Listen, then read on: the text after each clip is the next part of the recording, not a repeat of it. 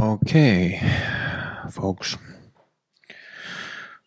Continuing on advice from the Lotus Born. It is difficult to realize the nature of Ati Yoga, of the great perfection, so train in it.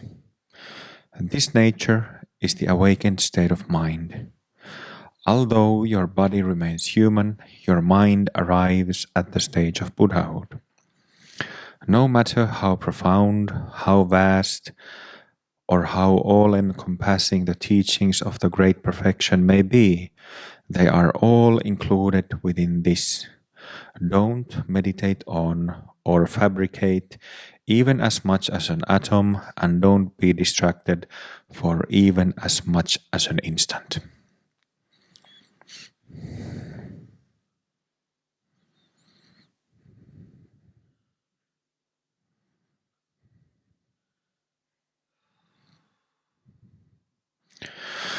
Maybe I could say something, since we are doing all these practices on this retreat, remind you, or if you haven't heard,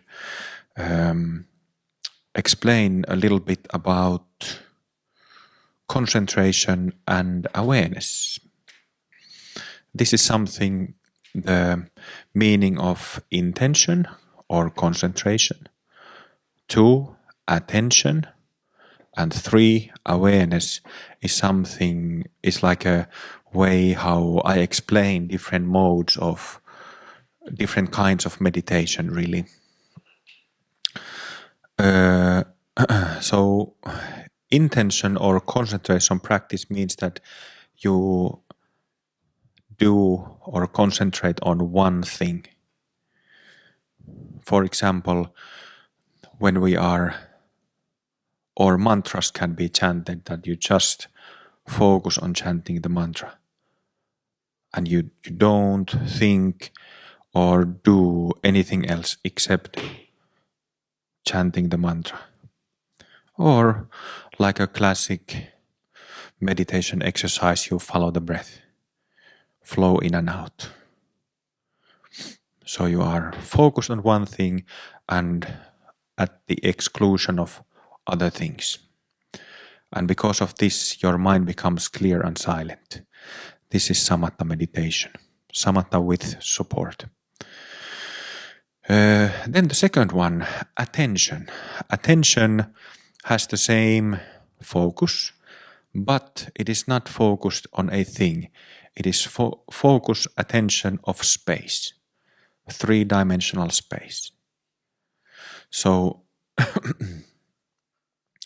if I tell you to look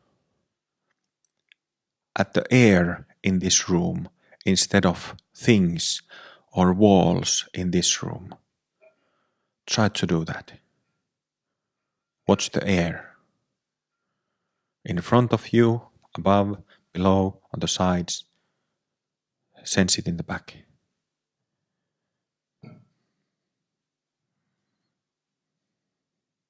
Same thing happens if you put your finger at the periphery of your vision field of vision. If you put your fingers, that you see them at the sides, at the corner of your vision, and then you drop the fingers, but remain attentive of the space.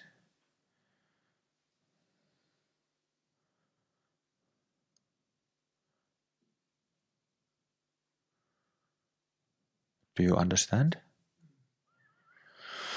So this is another kind of concentration exercise, but it's different than focusing on one point. You're focusing on space, but there's still support. You're taking support of the space, and you can be connected to the space with your eyes, with your vision, or listen to the space, or just feel the space with your body, with any of the senses. And this second one is traditionally called shamatha without support. although there is the support of the space, it's not a concrete support. So that's why it's called samatha, without support. And the third one is beyond these two. The third one is just being aware. So the first two, intention and attention, are based on effort. You need to use effort to remain focused in either of the ways. In the third one, plain awareness, Buddha nature, meditation, non-meditation, just sitting, no effort and no support.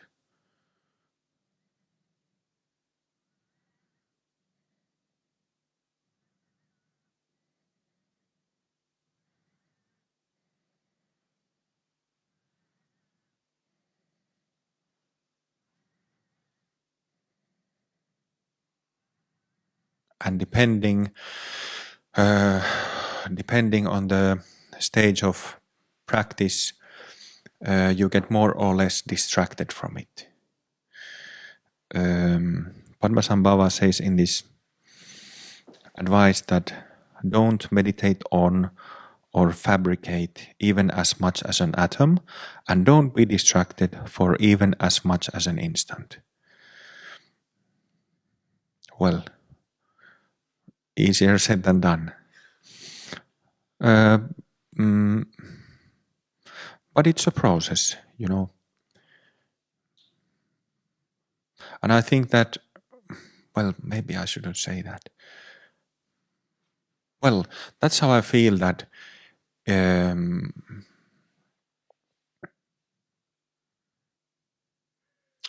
having gone through the traditional concentration training myself, it takes a lot of effort to build muscles of concentration.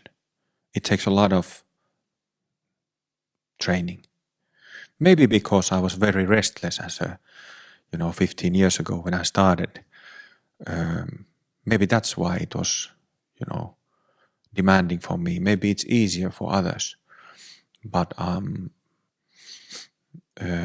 even though when you develop or learn the skill of concentration, is that really useful? To some degree, sure, but that's not the natural state. So I prefer, like the way how I teach, the way how we practice in open heart is to always prioritize the natural state. Always. Always cut through the mind. There are a couple of questions about cutting through the mind. Why are we not using the pet mantra? Why is no one shouting pet to cut through distraction? Well, we are doing it, but we are not shouting pets. We are chanting all these mantras 3 hours a day, and also prayers. See, the thing with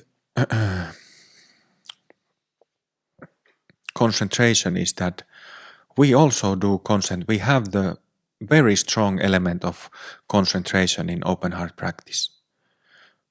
We shout pets, we shout avams, we do visualizations, we do breathing exercises where we focus on the breath, focus on the visualization. There's a lot of concentration happening there.